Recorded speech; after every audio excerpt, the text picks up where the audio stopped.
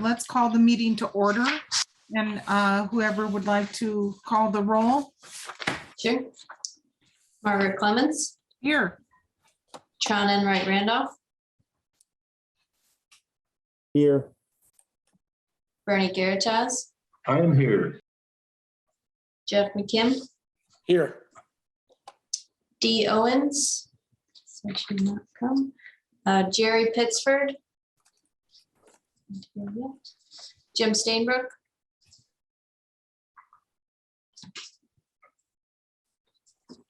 I'll come back to Jim. Would one of the staff members mind putting in the chat to make sure Jim Stainbrook has his volume turned up? Julie Thomas? Here. Amy Thompson? Yes. All right, cool. Okay, we have 1, 2, 3, 4, 5, 6 members in the quorum. Okay. Do we have to read into the rules and the evidence, or not today? We're just going over our CDO planning purposes. Correct. Oh, and is there anything else on the agenda, Jackie, that it's just this? So Yes, I'm going to turn it over to the planning department, and you guys can just lead us through the changes, and then we can talk about them. Thank you. Great. And I'll note Jim Stainbrook, I was calling the roll before. Can you hear us okay? Oh my, yes, I'm here Okay. in all my glory. All right, great. So we have 7 members and a quorum. So what I'd like to do is go ahead and start a PowerPoint to walk us through sort of the discussion for today.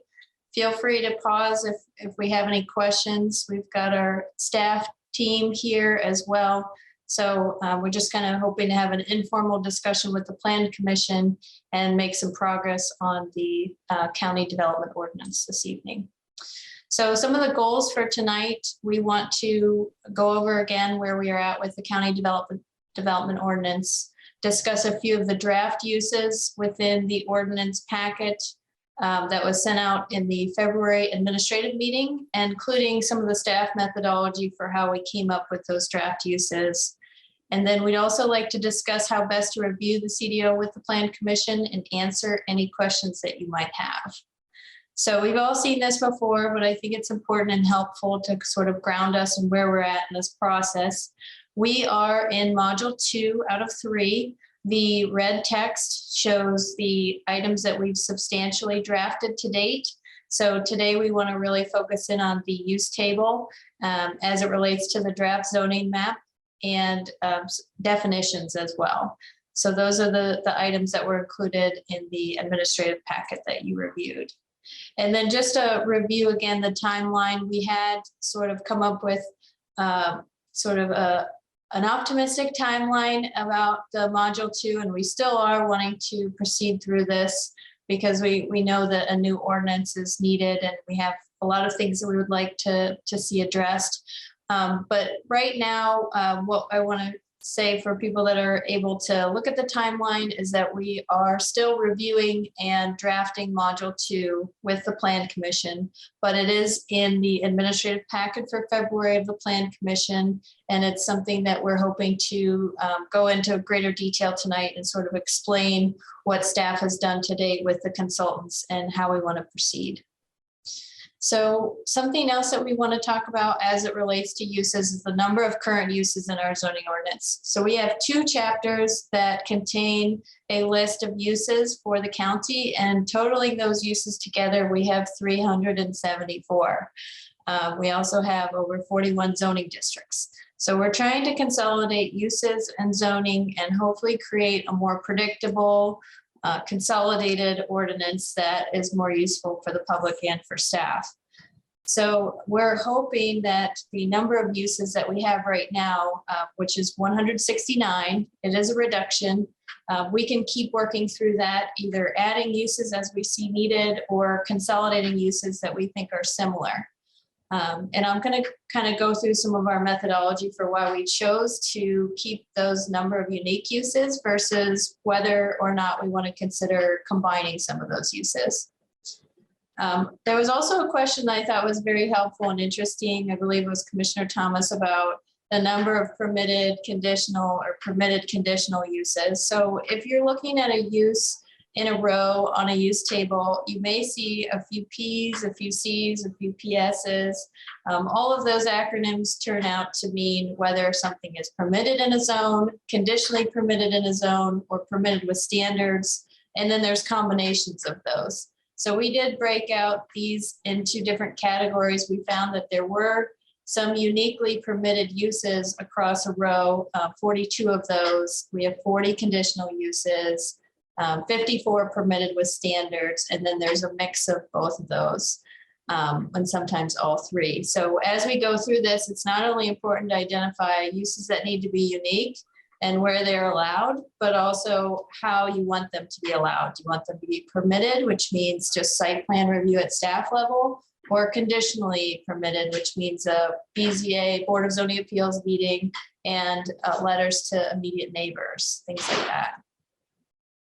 So our methodology for identifying some of the draft use list that we sent out is that we looked at, to start out, we looked at 6 different counties or city ordinances, and we started to look at our ordinance as it compares to those, and we started to sort of expand our ordinance a bit, if you will, containing uses that maybe other counties or cities had that we didn't, that we found were helpful, or things that we've come across.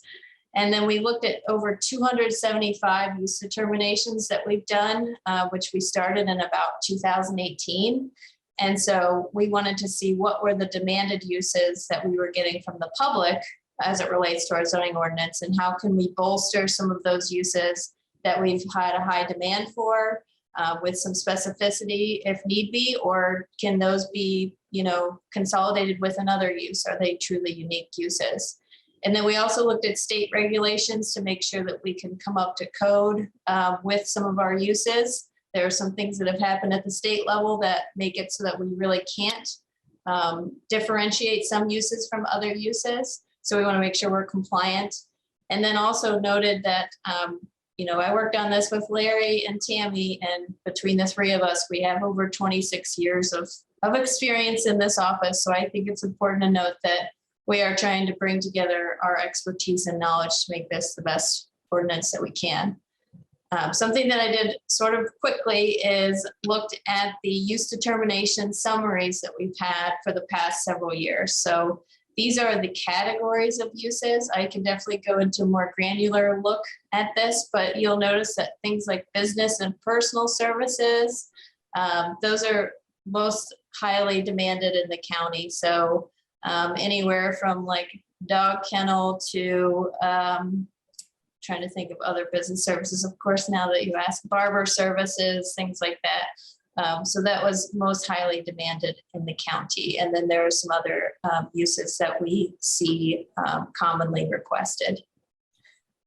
So then step 2, as we get into the methodology. Oh, Bernie, I see your hand is raised. Yeah, just curious, would you go back that one slide, Jackie, please? This one?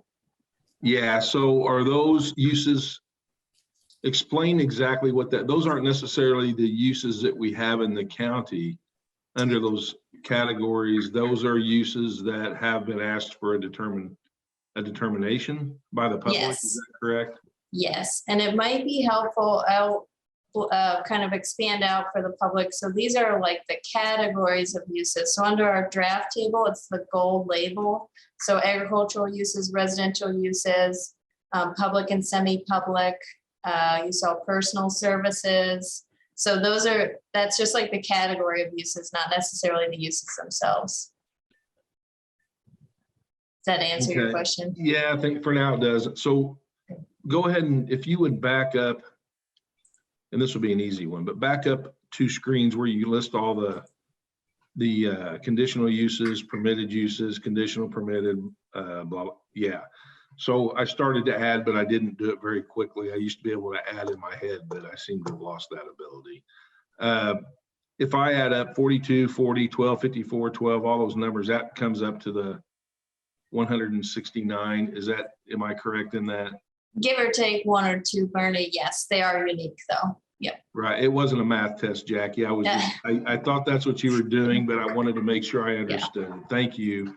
Yes, so it is something a little bit, yeah, so basically within a row, tourist home or cabin permitted with standards and conditional would have fell under this category here, if that makes sense.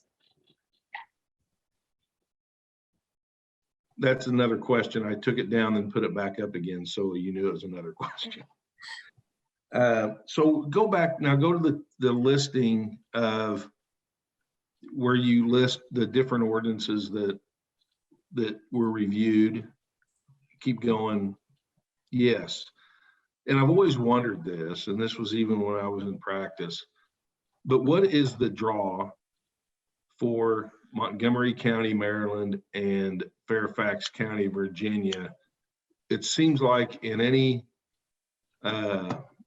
drainage ordinance evaluation, stormwater quality, planning and zoning, it seems like we are drawn to Fairfax County, Virginia, and Montgomery County, Maryland. Could you explain to me why those are relevant in our, and I'm not disputing they are or they aren't. I'm genuinely curious why we use those as templates frequently. Yeah, so I think a lot of examples or exemplary ordinances that we find are often incorporated areas. So it's sometimes a little bit difficult to find more county context ordinances that we find are really well updated, usable. And so I think we use these two examples as more of a rural setting, if you will, to look at the uses. So we pull different things out of these different cities and counties, sort of take what you like, leave what you don't approach. Yeah. But is there demographic similarities? Are there industrial or commercial similarities where, you know, in these areas there's a substantial amount of commercial or industrial enterprise, or there's a lack of it? I'm just wondering why these two specific areas seem to be chosen. Yeah, that's a good question. You know, it's been a little bit of time, Bernie, since I looked at these individually. So I think on those questions, I might want to get back to you on the exact instances why we use those in particular for the county context. They're all sort of mixing right now in my mind. So I will get back to you on that though. It's a good Thanks. question. Yeah. Okay. I thought that was an excellent question. And I'd also like to see brought into our comparison counties, the only other two areas in the country that have as high a student burden, like Cornell, Ithaca, New York, and Athens, Georgia. I'd like to see those brought in, but I can see kind of duplication of people who are advising us on things like complete streets, that they're from some of these same areas. And I just wonder about why those counties are reference counties. So thank you.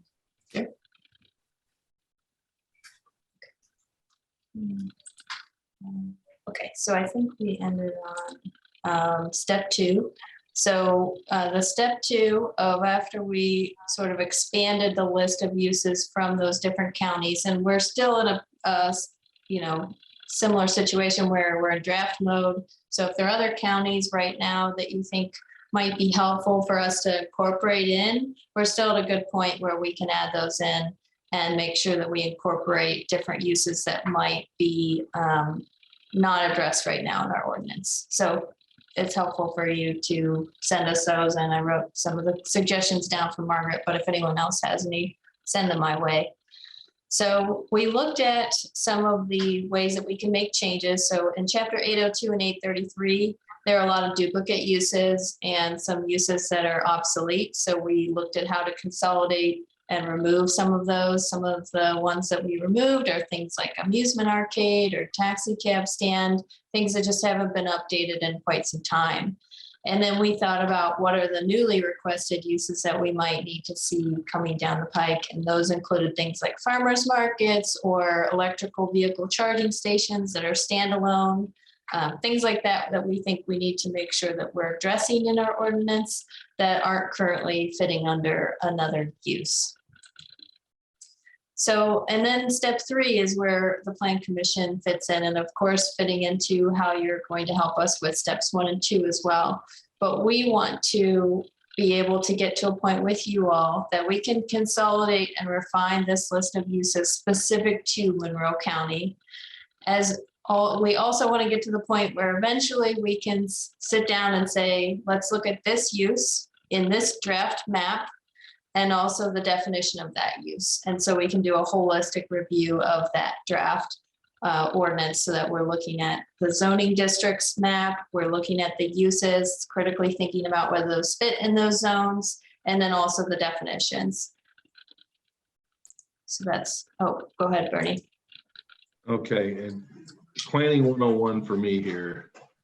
If someone comes and requests a use within Monroe County, and we do not have that use, I'll just say listed,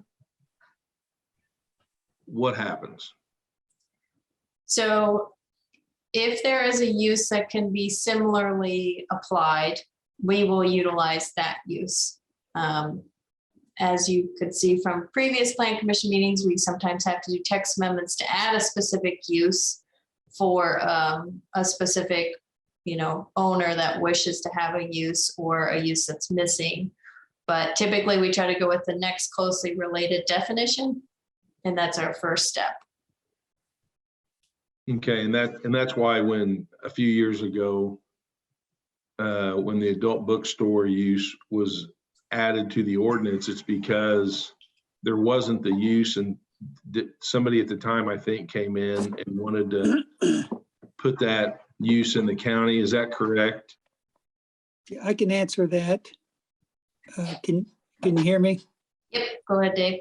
Yeah, that we're required to have that on First Amendment grounds. You have to allow people to have an adult bookstore, and there's a whole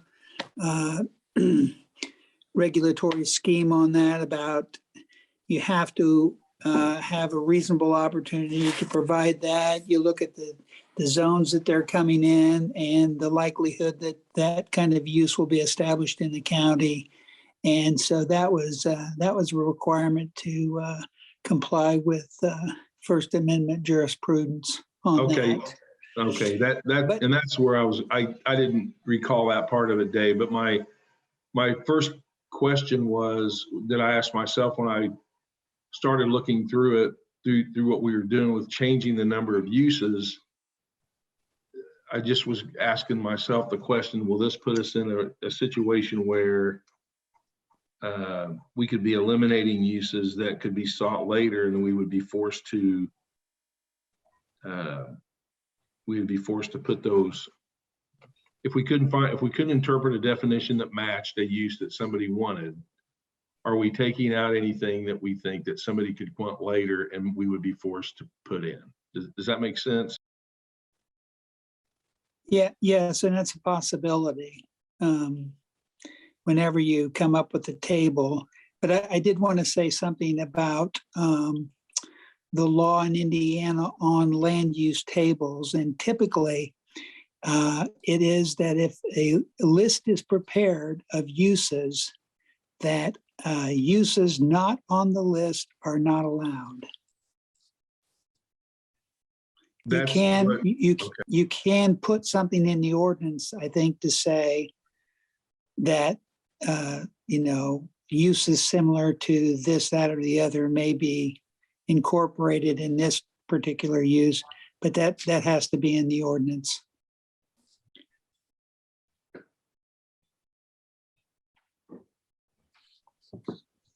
Very, very helpful. Thank you. I think, Bernie, because I think you're getting at something that we were going to address a little bit later, so I'm going to go a little out of order. So there are some uses that we could potentially combine or look at eliminating some of the methodology or thoughts before you want to consider combining uses, at least from a staff perspective, is that some uses may have very specific standards or conditions related to that permitted use. So I'll give you an example, like automotive repair minor and just regular automotive repair. Automotive repair minor might be allowed in the residential districts, and its condition is that you can't have more than 5 vehicles stored outside. So if you want to combine those, you may be either restricting the more general use or alleviating the condition or standard for the residential use. So those are some of the considerations for combining uses if we don't think about getting rid of them. And then also looking at the definitions, if you think that some uses, if they become a little bit different than the original use, we call that sort of use creep. If you combine those in a definition and somebody goes from one portion of the definition into the other portion of that same use, same definition, and it seems like they should have used a site plan to get there, but no expansion occurred, they may not need a site plan, so we may not ever review it. So if there's that issue at hand, especially as you're thinking about some uses that may be closer to residential, something you might want to consider looking at. And then also we're looking at, when we're looking at whether to combine uses, you want to look across the rows and see whether something is similarly permitted in the same zones, and then determine, okay, so I think Tammy and I were reviewing this earlier, and we came up with like two very different uses that had similar permissions in different zones. So it's sort of a 4 different prong approach. And then finally think about development standards, landscaping, and parking.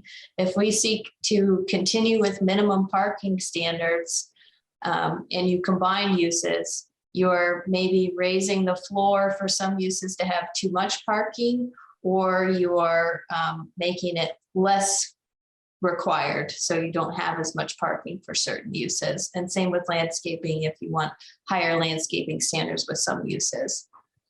So I think that was what you were starting to get at, Bernie, and I wanted to go over to that. So in the packet that I sent out, one of the things that we thought would be helpful that was requested was to compare the existing use table list with what we have proposed in the ordinance. So the black text simply means that we are keeping the same language. In this consideration, this is a merged box, so we're getting rid of the differentiation between small, medium, and high in the use table and addressing these different levels in the conditions more clearly at the end of this table. And then for the red text, this is a new term, but it will have a definition that combines these 4 uses that currently exist in the ordinance to allow us to have continuing care, which would be like assisted living, independent living, senior housing, that type of thing. We were thinking that you could potentially have aging in place sort of community, and that these uses could be combined and just have one community. Even if you are just a nursing home, you still would be considered this use. Are there any questions on this table so far? No, okay.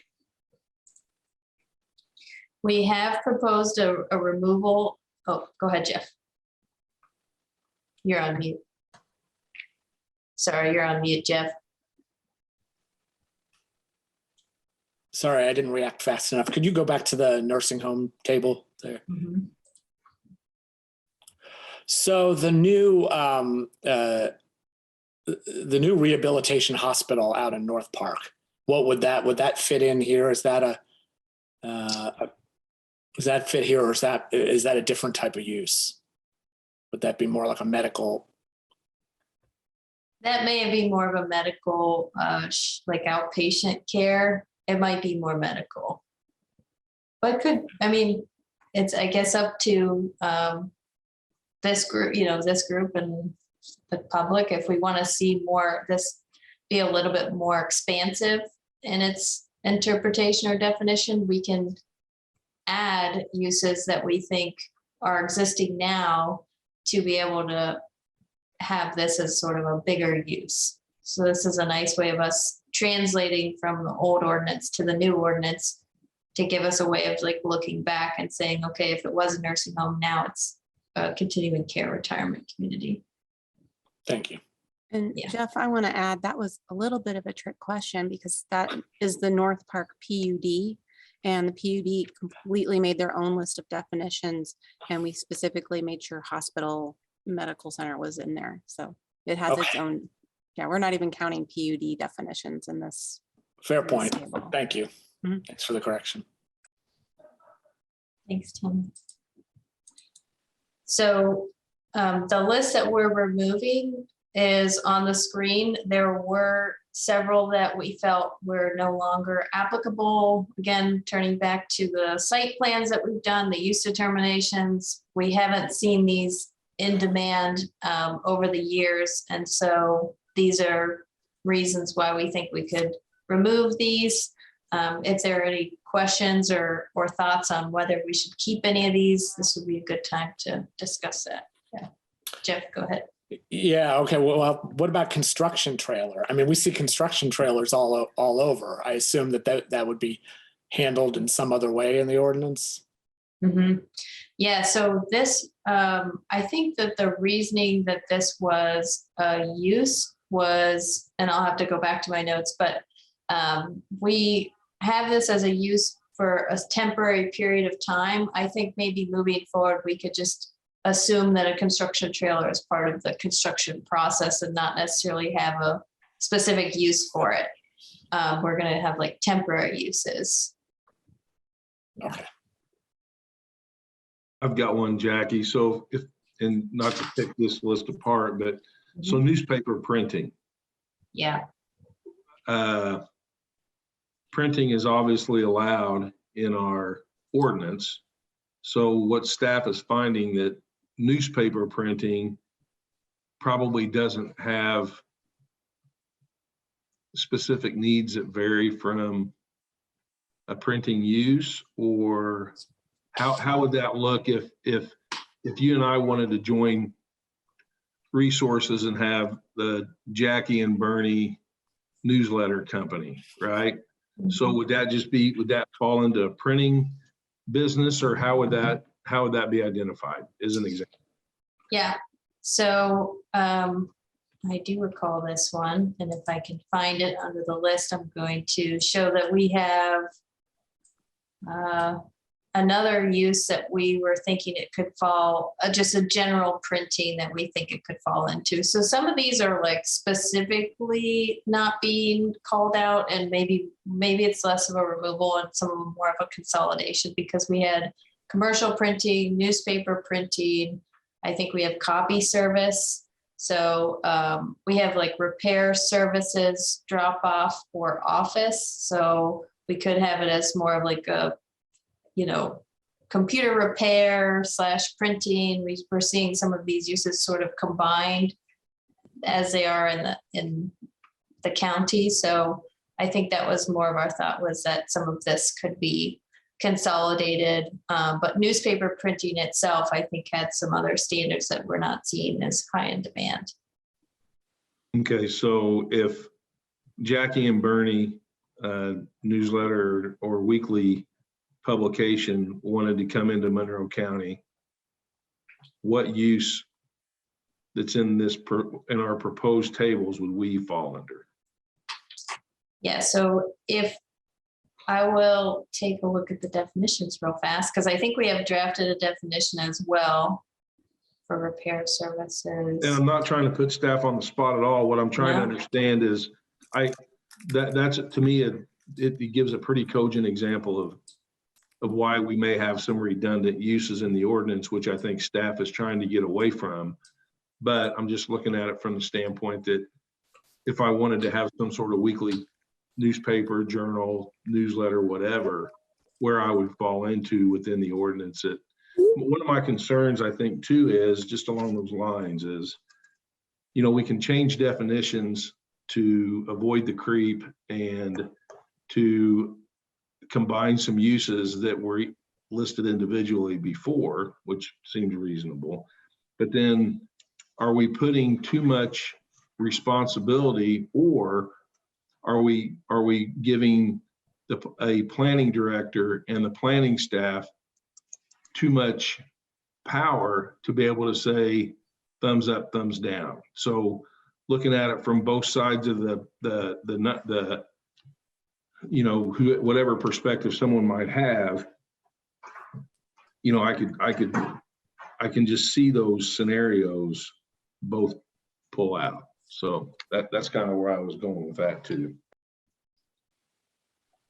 Yeah, I think that's helpful. And as you're thinking about maybe combining more uses, or that's something that was inevitably going to happen if you don't have it very well spelled out and say, it's this or it's not happening, then you're adding in that level of administrative review. And I think in our experiences, at least working with the public, we find it helpful to have a really clear ordinance that lays out the definitions and the uses and the zones, and a little bit of administrative discretion just where something doesn't fit perfectly in place. But we don't want to see every person that comes in having to, come up with a use that's kind of far-fetched from what they're coming up with. We'd rather just go through the correct process and do a text amendment or add that use as we see it's needed. So this is a good example. It does not seem like it is perfectly aligned with copying, but I do want to say that one of the ways in which we can consider sort of combining uses is that we are keeping, even though we're removing these uses, right now at least, we are proposing to keep in the definitions, because we don't think there's any harm in keeping the definition for a use that's maybe not in the table. Legal may have another perspective on that. We may end up changing it, but the idea could be, if you had a use that you were removing out of the use table, but you kept the definition and you later needed it. I don't know if Dave, is there a way that you're allowed to just sort of add it back into the definition of a combined use? Does that make sense? So like if I get rid of newspaper printing out of the use table, but I have it defined in my ordinance, and Bernie comes in and needs newspaper printing, and I don't have that in the use table, and I go over to a use that is in the use table and I add in includes newspaper printing in the definition, is that an okay way of proceeding with a text amendment? Yes, that's fine. One benefit of having definitions for uses that are not allowed is that if someone comes in and says, I want to do this, you can say, well, we recognize this use because we've defined it, but we did not include that in our use table. For example, we define junkyards in our definition section, but we do not allow junkyards in the county under our use table. So if somebody comes in and says, I want to do this, that, and the other, and we look at it and we say, hey, this fits within the definition of a junkyard, you're clearly a junkyard, so you cannot operate that use in Monroe County. So, thank you. Okay, back to the remove list. So there was a question about construction trailer, and there was a question about newspaper printing. I do want to check if the construction trailer.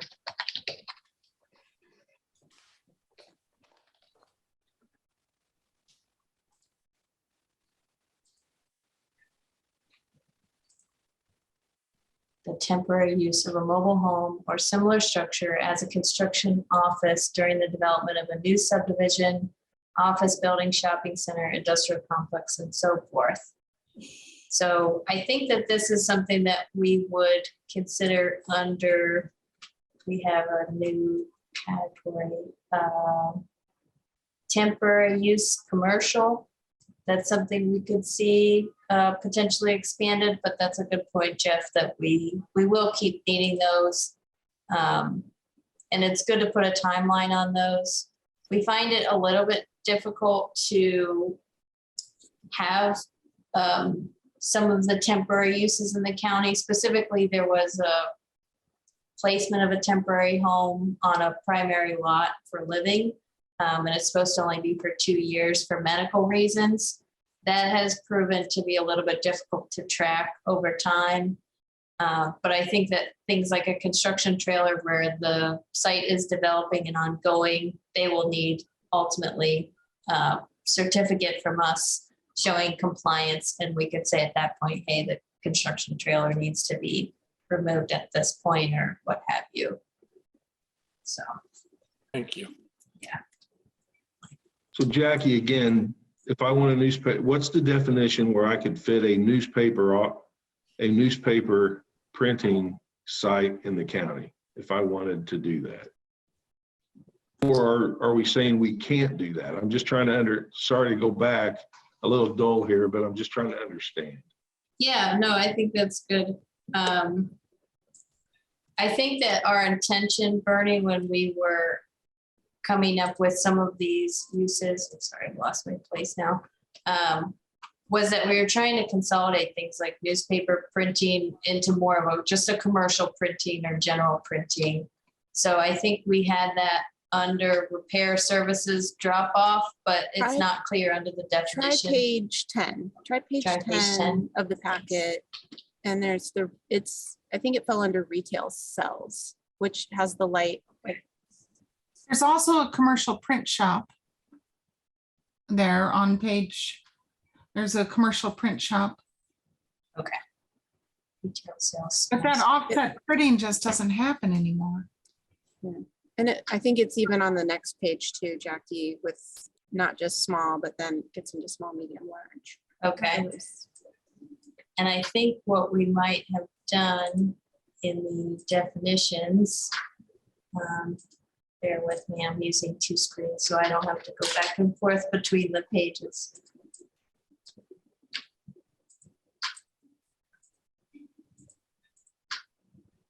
So retail sales small, a facility or establishment not involving outdoor display of goods with equal to or less than 3,500 square feet.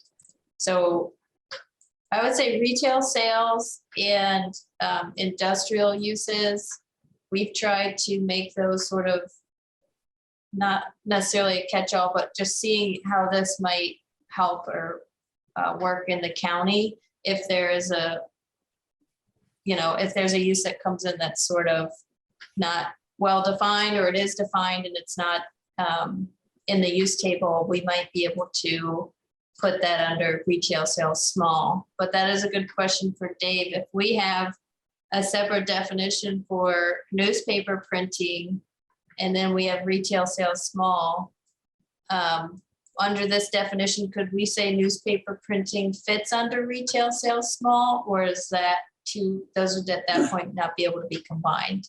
Yeah, I don't think you could combine those. Okay. Retail sales is the sale of goods, and printing is a service. Okay. So I just think they're 2 different types of uses.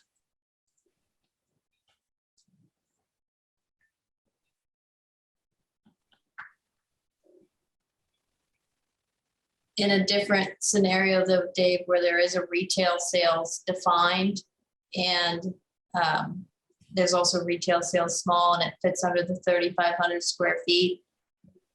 Could we say it fits, like what if it fits 2 categories if we do have this broad definition? Well, I think under our zoning ordinance, the most restrictive interpretation would apply. Okay. I guess where I may be going with this is I just want to, maybe we should go through the list of the discontinued uses and make sure there's a specific slot that they can fit in, or strike them as not necessary in Monroe County. Okay. Maybe that's where I'm kind of going with that, because And I just picked it out. I just picked that randomly. Because it was a specific type of printing, and that's why I thought maybe the staff decided it would fall in some other cubby. But I still don't know that I follow that definition for the retail or some of the other ones, but I haven't gone through and looked at the definitions on each one of them to see is if I had a petition, if I was representing a petitioner that wanted to do something, where would this fall? And that's where I would probably go back and try to see how it would work. Okay, so I know Jeff McKim has his hand raised, but Bernie, I'll go ahead and pull this up as an Excel sheet, and I'm happy to go through these removed uses. Go ahead, Jeff. Yeah, no, I think that is a good idea in the case of printing. You know, I'm just kind of thinking I could see why newspaper printing would have been a distinct use, because, you know, newspaper printing usually happens in the middle of the night, and you have trucks that are coming to pick up the newspapers at really odd hours of the day. And so I can see why that might be a kind of a special case that might not apply to just your general, you know, such as there is a general print shop anymore.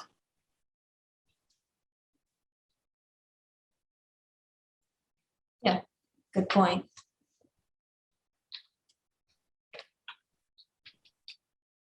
So I will start up here. This is the spreadsheet version of what's in the packet, but this way I can make some notes or comments.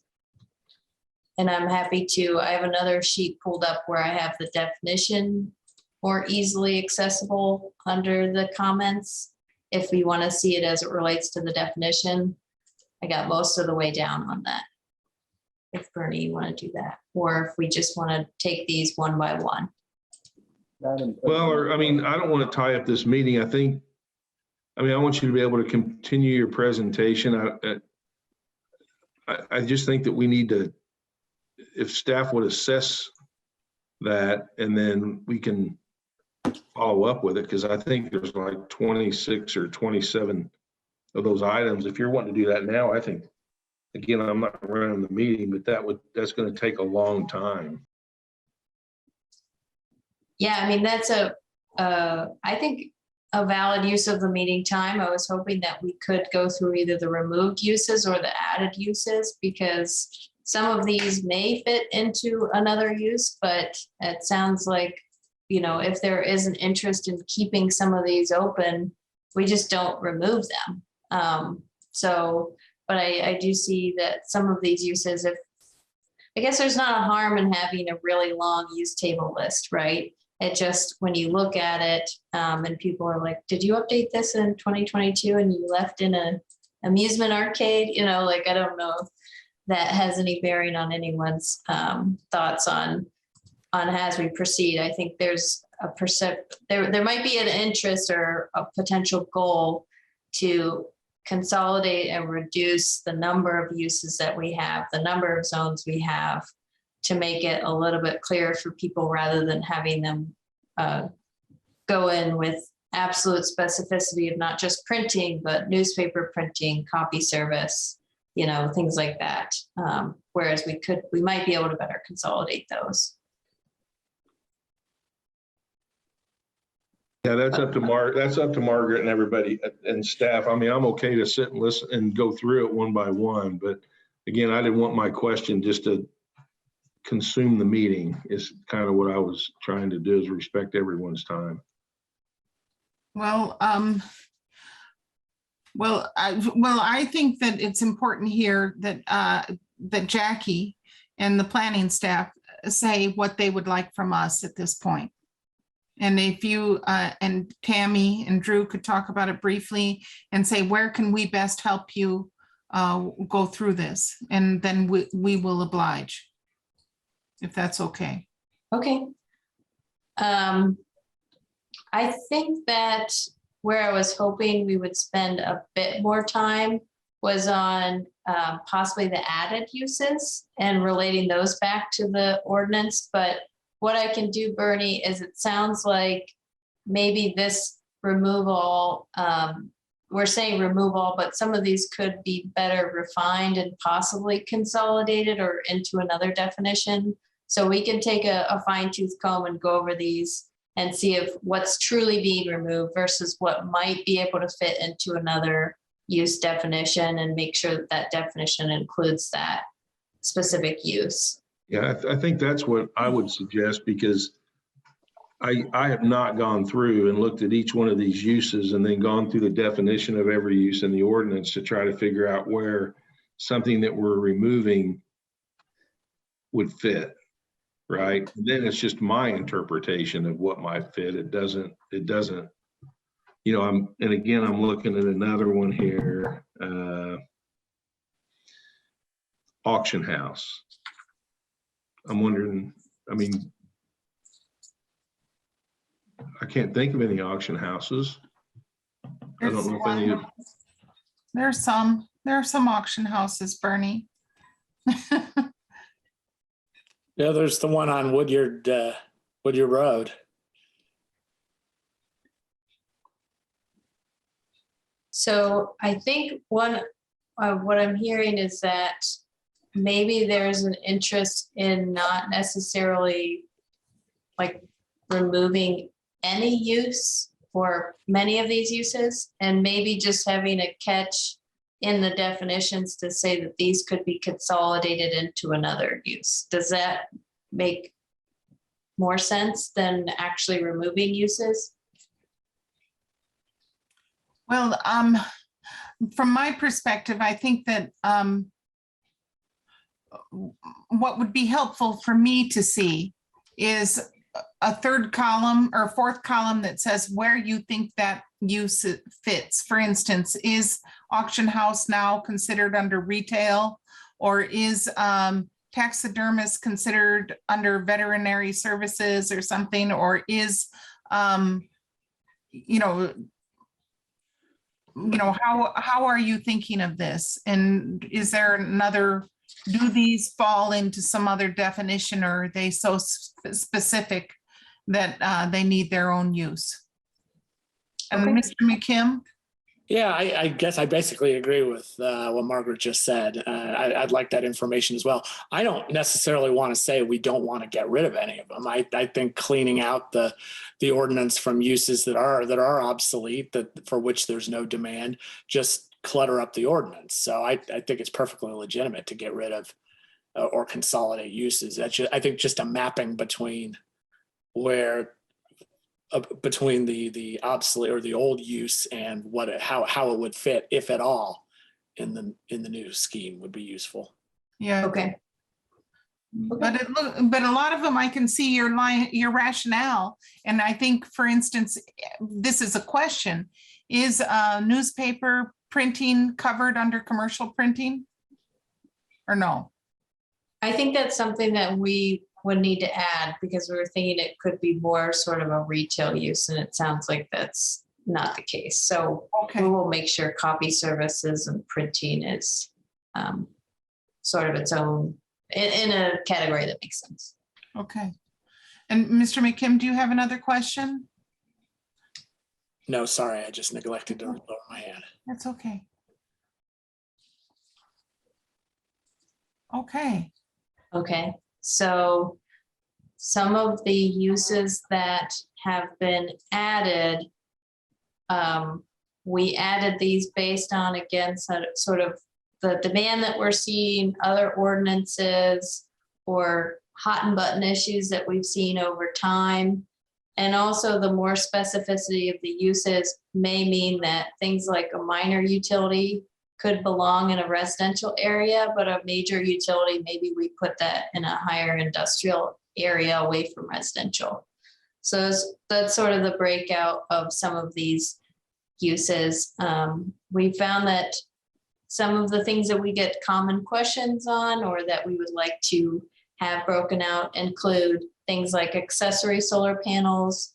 People have some freestanding solar panels. We want to make sure that that is something that we can incentivize or encourage. And right now we just treat them as accessory structures. So separating those out a bit, we might be able to give them, let's say, reduced setbacks or things like that.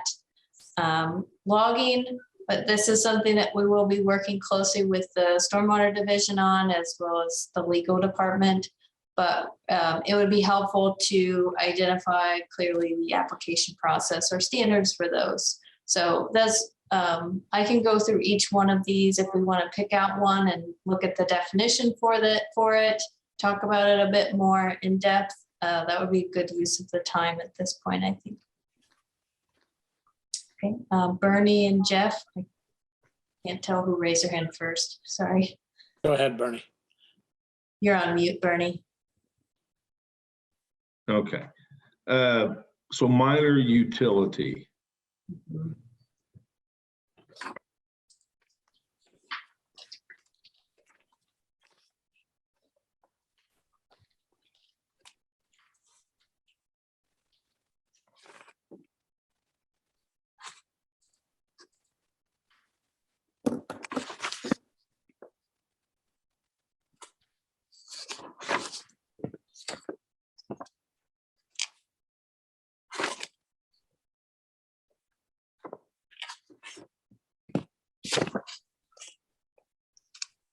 Do you want me to move to the definition as well? Yeah, so refresh my memory on the S.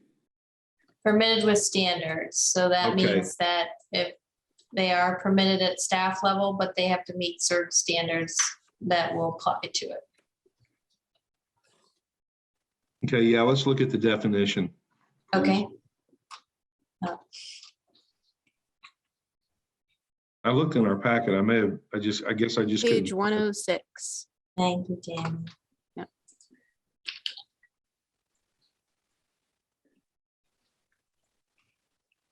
So, oops, sorry, public or private infrastructure serving a limited area with no on-site personnel, minor utilities include, not limited to, on-site stormwater retention, detention, neighborhood serving cable, telephone, gas, or electric facility, water and wastewater pump station or lift station, electrical substation, or utility service.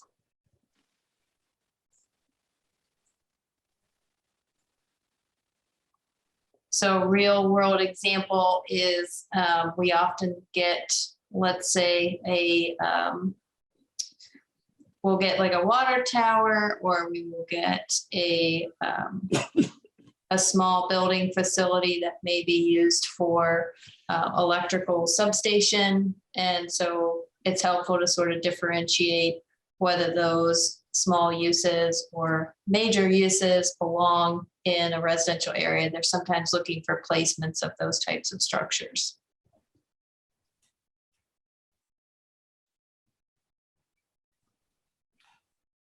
All right, is that good, Bernie? Okay, Mr. McKim? Yes, can we essentially do the same thing for short-term rentals? I kind of want to hear how those are being handled. That's been a hot button issue. I figured out why I couldn't find it. I looked under minor utility instead of utility, comma, minor. Sorry. I know, sorry. That's okay. No, don't ever apologize. I was just telling you why. Okay. All right, you wanted me to look under short term. And this is, I think, good practice because, you know, another thing that's up for debate is how we order the ordinance. If we want definitions closer to the use table or at the bottom, that's something that I think Larry and I definitely, and Tammy, have gone back and forth on. It's nice to have them at the bottom when you're using the middle of the ordinance, but it's nice to have them up top when you have to keep referring back. So you wanted to talk about tourist home or cabin. And short-term rental. Well, both. Okay. Both short-term rent, yeah, they're both there. Okay. Right next to each other. Yeah. So we'll look at this as it relates to which zones they're being permitted in.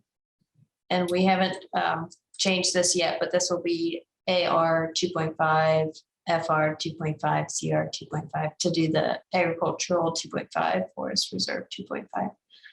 But these would be permitted in the rural zones. So is that basically an Airbnb? Is that how we Yeah. translate that? That's an So- owner-occupied Airbnb. Yep, and this is non-owner occupied. And then we also have bed and breakfast, which is owner occupied, but with, or owner on site with breakfast. All short-term ones. Do you want to look at the definition for each Yeah, I'm of interested these? now in the distinction between short-term rental owner occupied and bed and breakfast. Is it just the serving of breakfast that changes the, Yeah, I can't remember if we did the bed and breakfast, if it could be a manager and not necessarily the owner. I'll be interested to. So short-term rental owner occupied primary residence or portion thereof in which lodging is furnished to the public under short-term lodging, only one guest rental unit permitted per legal lot of record. So the bed and breakfast will be allowed to have more guest rental units. Owner must occupy the residence full-time. so basically we're saying that none of the more urban districts, zones are allowed to, would permit an owner to use Airbnb to allow others to stay in their property. Let me go back to that, sorry. So bed and breakfast is owner, operator occupied, so not owner. So as Tammy mentioned, a manager, in which 4 or fewer guest rooms and breakfast are furnished to the public. So your question now is, under the short-term rental, none of the urban zones, would it be permitted?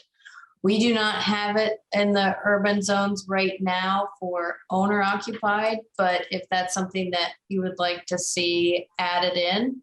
I was clarifying, and I also just wanted to make sure that that's legal. I didn't know if the state had preempted us on Airbnbs or not. I know that there's always been discussion about that, but I don't know if that went anywhere. Mr. Yeah. Garitas? Dave, did you want to add to that short-term rental discussion? Yeah, I think that we are not preempted by the state law because our ordinance was in place prior to the law change. So we're sort of grandfathered in. Thank you. So Bernie, do you have a question? Yeah, I noticed the same thing that Jeff brought up with the more rural locations. What was staff's thinking on not putting it with the other 5 residential uses that it's not permitted in? Yeah, I think that after looking at the definition again, with it just being 1 bedroom, I think, certainly I would consider bed and breakfast and tourist home or cabin to be more intense than the short-term renter owner occupied. I think if there may be some standards that we could employ, we do get I shouldn't say a large number, but a fair number of complaints from people. Typically it's more urban settings where they have Airbnbs. Typically they're more like a detached garage that they rent out as a short-term rental, and then we contact them if it's permitted or not. But I think that's more of the reasoning behind some of the urban zones, is that you just tend to be closer to your neighbors. And if we want to preemptively try to mitigate complaints or issues, you can either not permit it, conditionally permit it, or put standards on it. So maybe the other 2 options, permitted with standards or conditional, might be appropriate here, the Plan Commission thinks. Mr. Enright Randolph? Yes, and sorry, Jackie, if you're not able to directly answer this, but you said that there are complaints. Are a lot of these complaints to the same address in the same home? Because you said you didn't want to say there's a lot, but there's you do have quite a few complaints. Are those typically at the same residence, at the same address? Oh, you mean owner occupied versus when they're gone? Yeah, I'm just kind of curious if it's just kind of one location where like all the neighbors are calling constantly, Oh.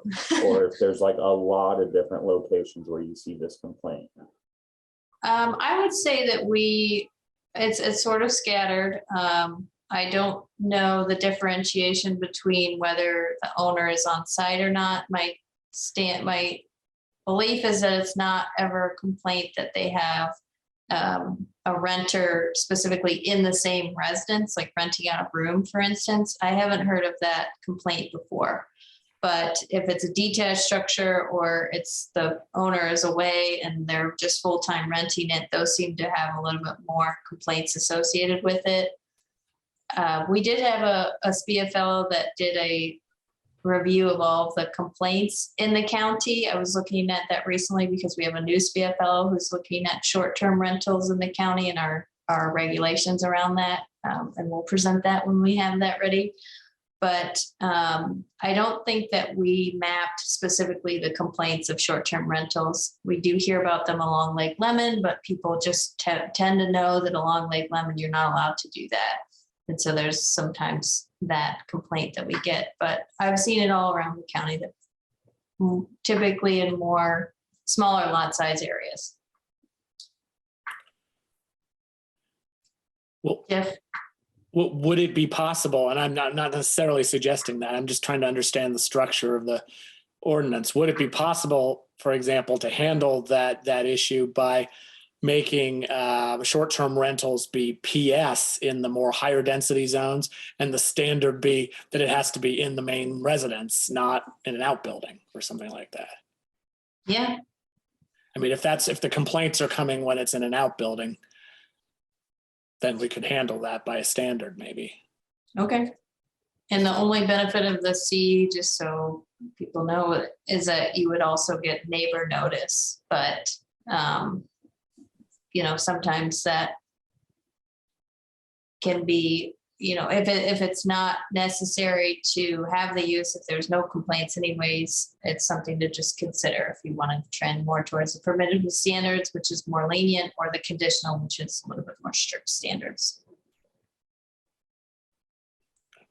And also permitted with standards, Jeff, I guess the one distinction we make there is if you say the permitted with standards is that it must be in the main residence. We have seen that people will get a variance from that standard. So if you make it conditional though, and they don't meet that condition, then they can't get the use.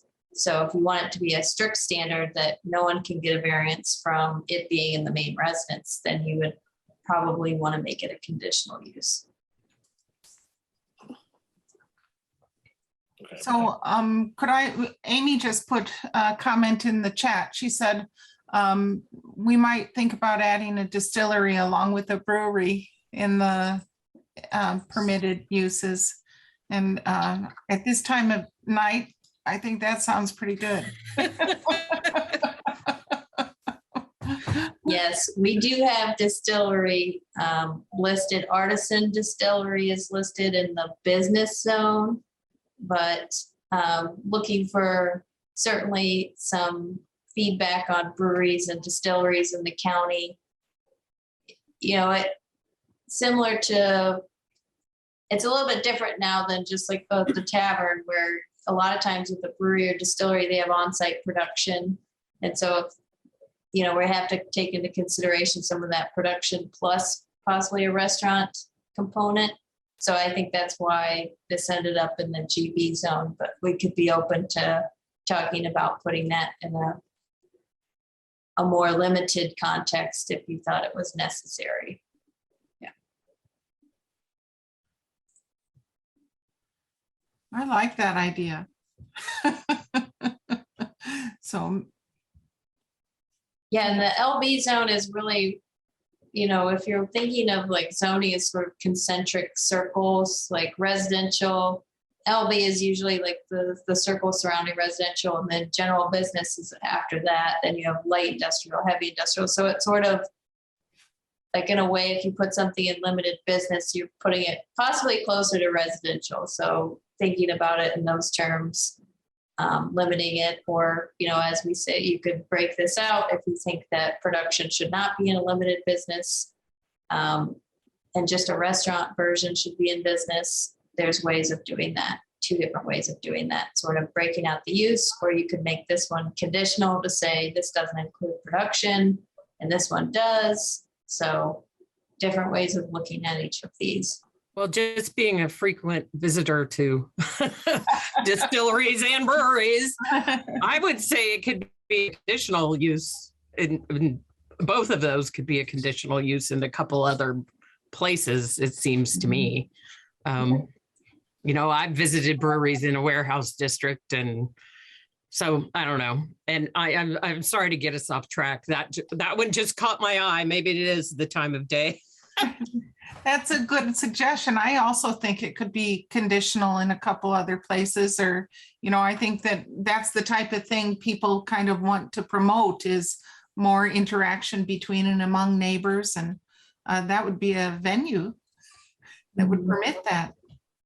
Yeah, we might think of maybe lot sizes. I know they can tend to have some later hours and parking and certainly some noise. So making it conditional, maybe, I don't know if there are other conditions that you might think could be associated with it, or just landscaping and lot size. Hours and light pollution, Hours. hours and light pollution. Okay.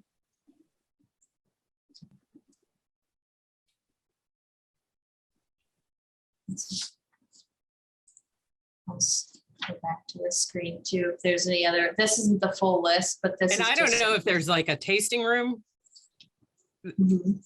where would be looped in there too. I don't know. That's a good idea. Just because I think BG put in there where, we have wineries, but sometimes the winery has a tasting room away from the vineyard or whatever, or their production site. That's a good idea.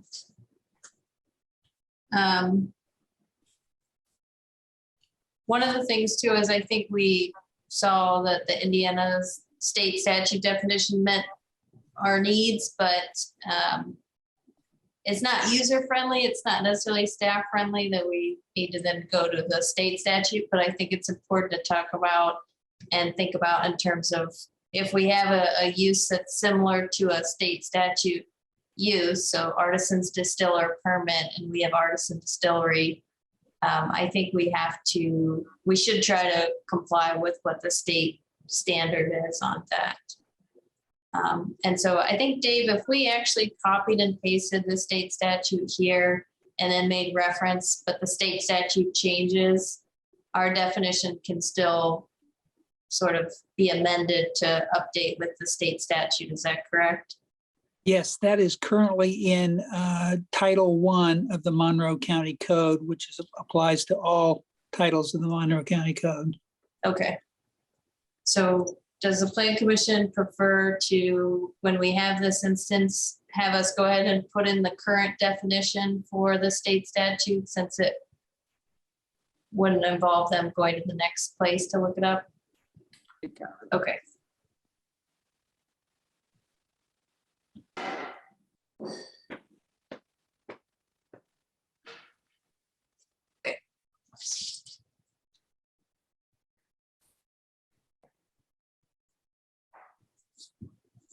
We can also look at these in terms of like artisan distillery. I'm happy to pull up the draft zoning map and come up with a few general business zones and see if we want to make comments on the draft zoning map zone as well, if that would be useful. You want to do that? Okay, we can use.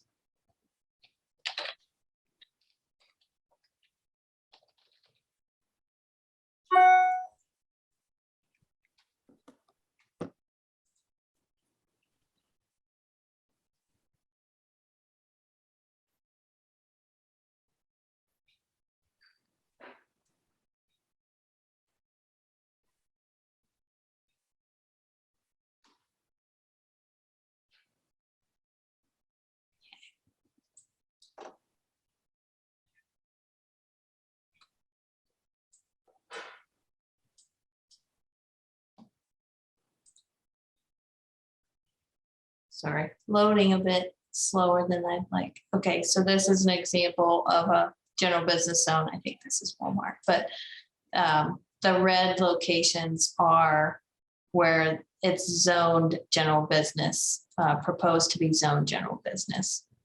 So I will also turn on the aerial so we can see. You could probably turn off the parcels to make it run Yes. faster.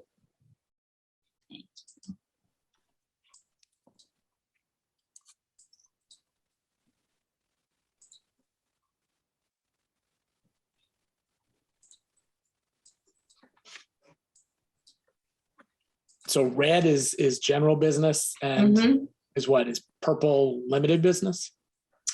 Purple is light industrial. LI. Mhm. And some of this, this is Yost Avenue. It's currently zoned light industrial, so proposal is to keep it the same. It's pretty well built out with some light industrial uses here. But general business zones are typically found where there's already sewer access, road access, things like that, but not necessarily very close to residential, whereas you may find limited business along more closely to residential areas, maybe closer to other services that could be by foot if people were interested. Trying to see what other general business zones there are. This one is Yeah, Owen would you County. click on the legend Mhm. instead of the layers, and then, yeah, right there, that one. That'll show everyone quickly.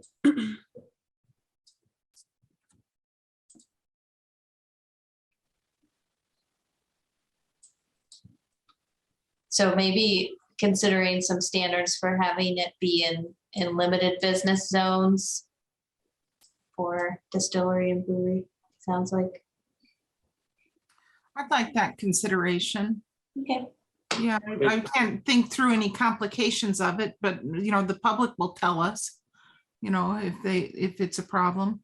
But I think there's a difference between, if we're talking about the distillery question, I think it's a difference between whether or not it's a public facing business, right? A distillery can be a manufacturing business only that just has truck traffic, or it could be a public facing consumer business and also manufacturing at the same time. I think that's the difference in terms of access and disruption to neighbors, right?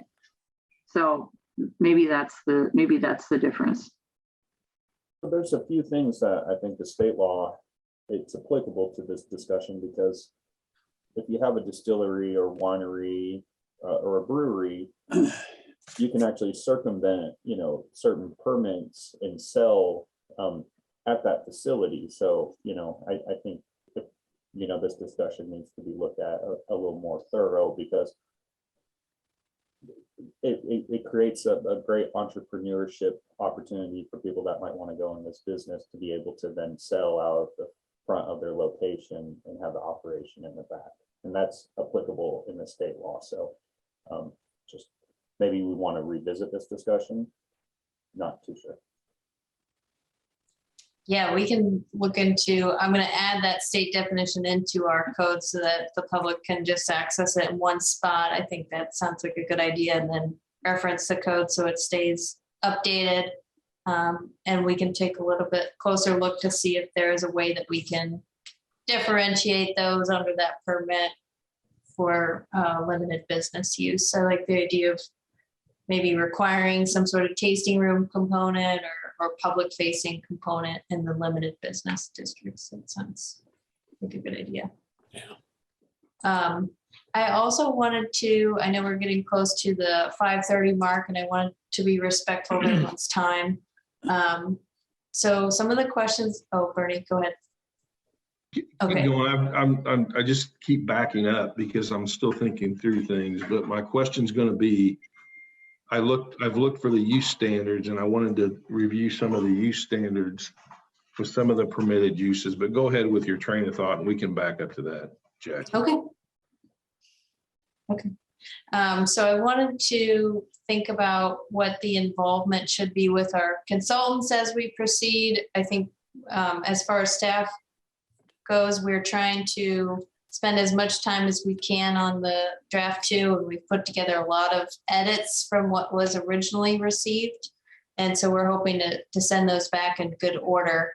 But is there a certain amount of involvement that the Plan Commission would like to see the consultants say at work sessions, or at, just at presentations when we get to that point, or just working behind the scenes? What is your sense of their involvement?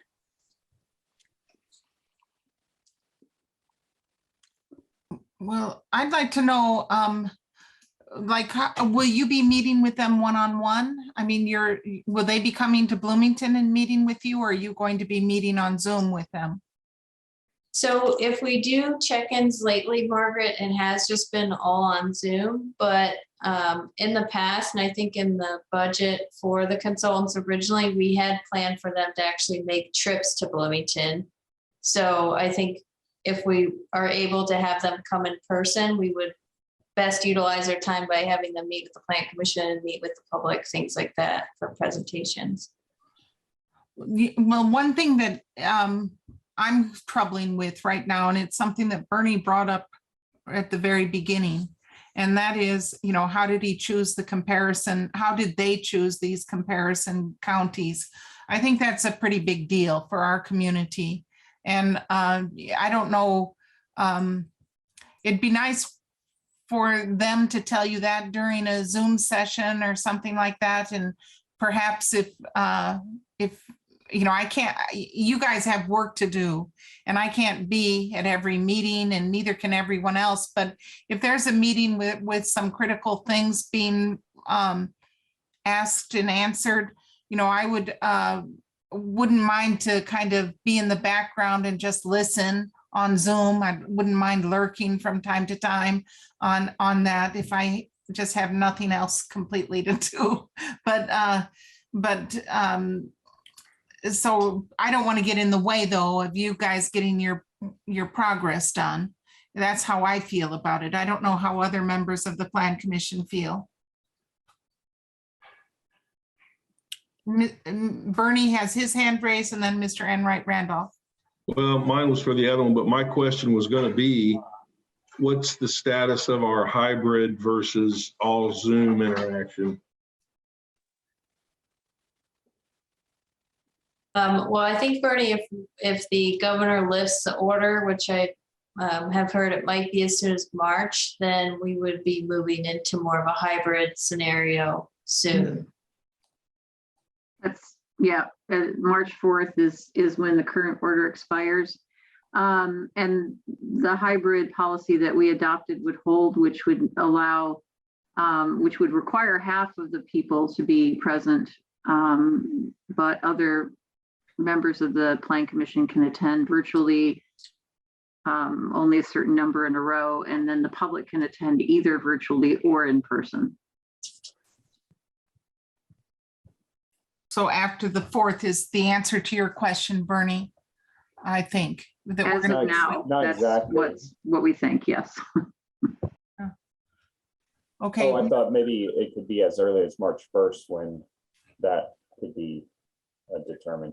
But mine is in line with kind of this meeting discussion. Is this meeting being recorded and then offered on CATS? And if not, I think, all these special meetings for the CDO should be.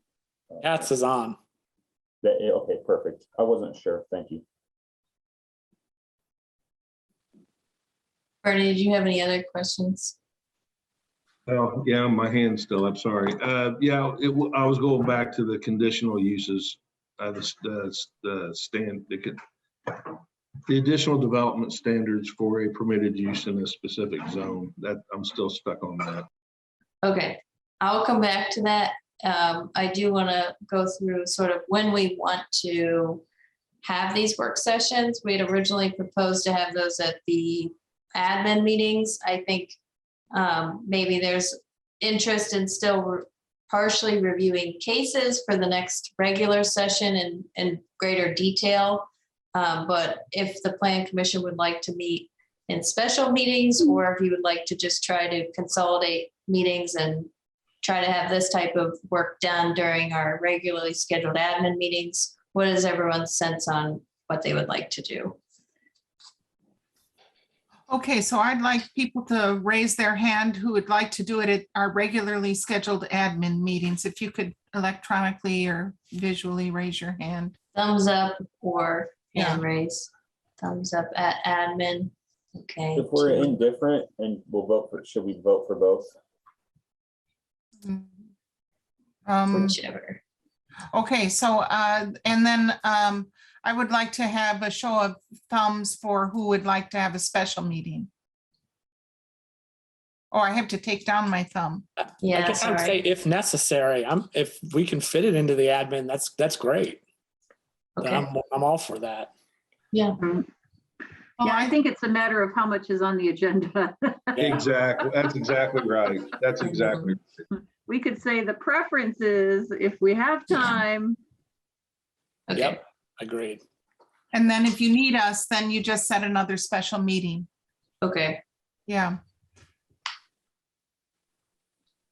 I think we'd like to shoot for doing this every, at least, if we can, every month, at least check in, and every other month have a more in-depth session. I think this amount of time was helpful, and hopefully I took down a lot of great notes, so I do appreciate everyone's time. And just want to get back to anyone's questions. Julie, Commissioner Thomas. Yes, thank you. I actually have a question about what is the role of the Ordinance Review Committee vis-a-vis this group as we look at new CDO components.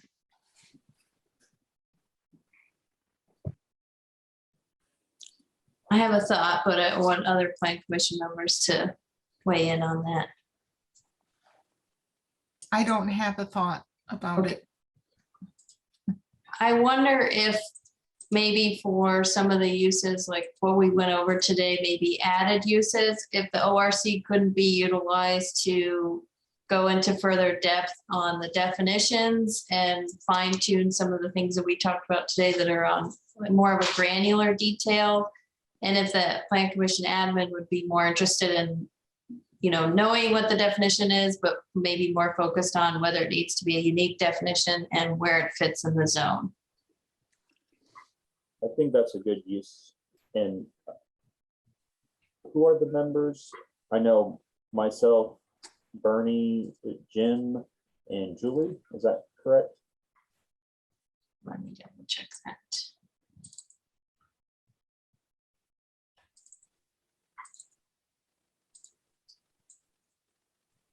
For ORC, I have Bernie, Tron, Julie, Jim Stainbrook, and then alternate is Jerry Pittsford for 2022. But those meetings are also going to be on CATS and can be attended by anybody as well. So that's Mhm. another place to lurk, Ms. Clemens, if that's what you wish to do. No. It's a good lurking ground. I Yeah. don't know if they're necessarily on cats, but I think that's a fantastic idea. I've never seen an ordinance review on cats. And trust me, I troll that website. And all the meetings will be recorded and they're added to the events calendar by tech services after the meeting. So of course, there'll be a way to review any of the meetings, if not live, definitely after the fact. So that's also helpful. Okay. So that's helpful. Well, I think Julie brought up a good point, and maybe we should address that.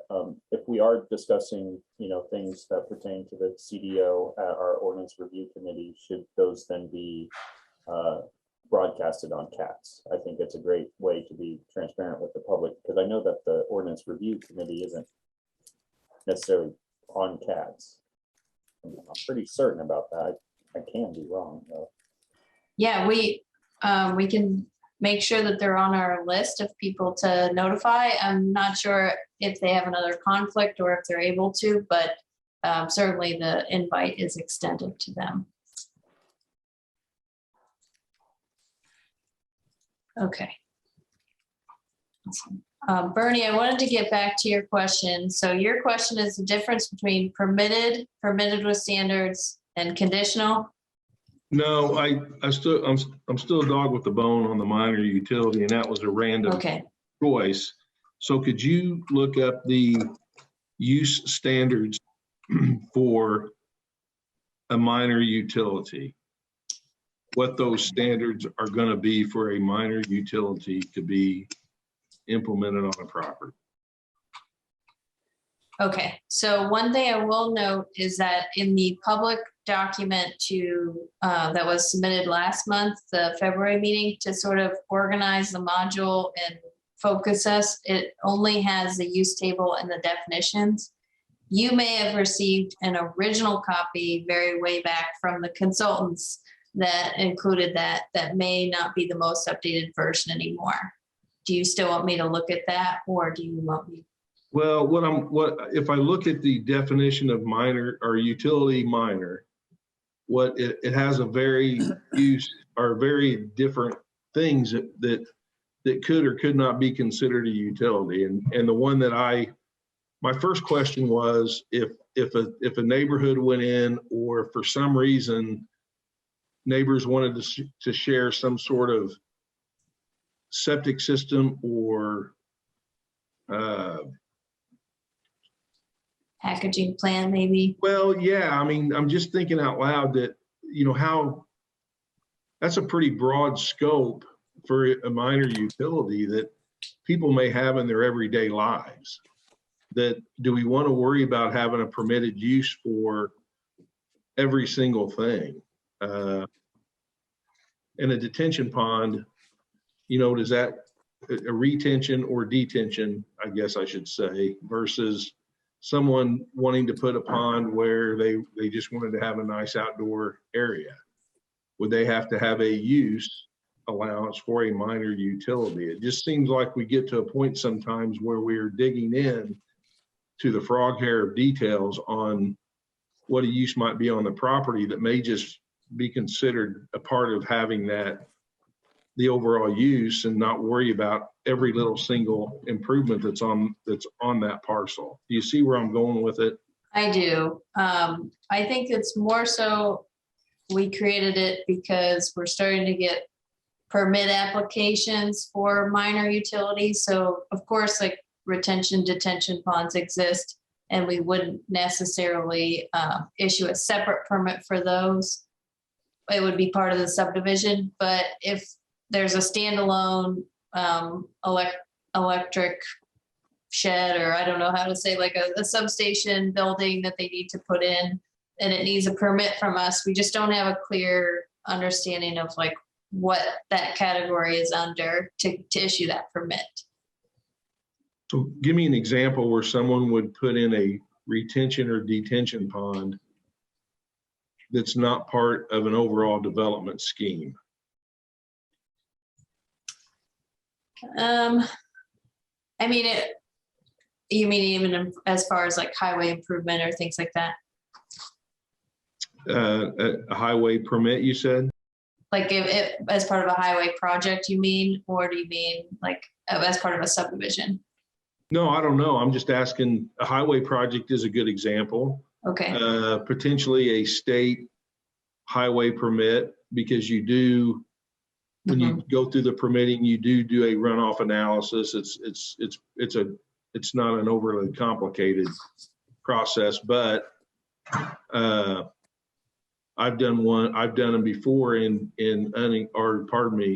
counties in the state where they don't have a planning and zoning ordinance, but I installed detention because of the flows, and also because the state highway permit wanted to know what was going through their underground culvert or roadway culvert. So that was a very legitimate case that the state, or question the state asked, and I accommodated it. But I guess my question overall is, where do we run into example retention or detention ponds that aren't part of a development project, that wouldn't be included within that use of that property? Okay. Maybe it's a definition change that we can consider. And I would like to talk with you a little bit more offline if we can too, just because I think you have good expertise in this area and can help us fine tune those two differences, or if there needs to be two different uses. And I'm happy with that, Jack. Yeah, and I get in the weeds on this stuff because I look at it from the standpoint, someone comes in my office and asks A, B, and C, and one, I want something to be fairly clear in the ordinance, and removing definitions is one of them, or removing uses would be an example where it would be difficult to maybe find something that would hit that use. But secondly, adding uses that would be a byproduct of the use on a property seems to be getting into a detail that could cause issues for people. It's again, kind of both ends of the spectrum. Okay. Yeah, I think I'd like to talk with you a little bit offline and get some examples, maybe back and forth about that. Okay, does anyone else have anything? No? Okay, let me stop my share. Well, I wanted to keep it to as close to 5:30 as we could, just so that we are respectful of everyone's time. I do appreciate it. And we took a lot of good notes tonight, and I appreciate it. We're going to get back with the consultants and sort of tell them where we're at in the process. We've taken a little bit of a break since the holidays, so getting back into things, and we'll be back with more updates, hopefully, probably not in March. We'll go ahead and restart this in April at the admin session if we can. And tomorrow is something for Larry, right? Tomorrow is something for Larry, noon to 4. Yes. Okay. So hope you all can join us. So Is that all? That was going to be my question. Is that all Zoom, or are we allowed to? you're Yeah, you allowed can to come attend. in, Bernie. Yeah. Okay, thank Bring you. your mask. Yep. I will Room- do that, Julie. Thanks. I'm just not robbing the joint. To room 211 across the hall from our office. So yeah, I but we doubt have it'll happen. a card but do for we need Larry to that make- you could sign. Oh, sorry. I doubt it will happen, but do we need to make sure we stagger plan commission members, because we can't accidentally get 5 of us there all at the same time, correct? The social Maybe. event. Yeah. So Well- we'll leave it to, That's not correct. Dave can, Yeah, Dave, can you weigh in on, I think you all can be in, if you don't talk about county business, but the question is if more than five or more plan commission members. I think this is regarded as a chance social gathering exception. okay. So don't talk gonna- about plan commission business while you're Yeah, there. keep it light. Yay. I'm coming as a dinner guest. I don't know what you guys are coming for, but I'm coming to eat. right. Thanks, Yeah. everyone. Thanks for a Yeah. great meeting. All Appreciate it. right. Thank you all, and hope to see many of you tomorrow. So, all right. Thank you. Bye.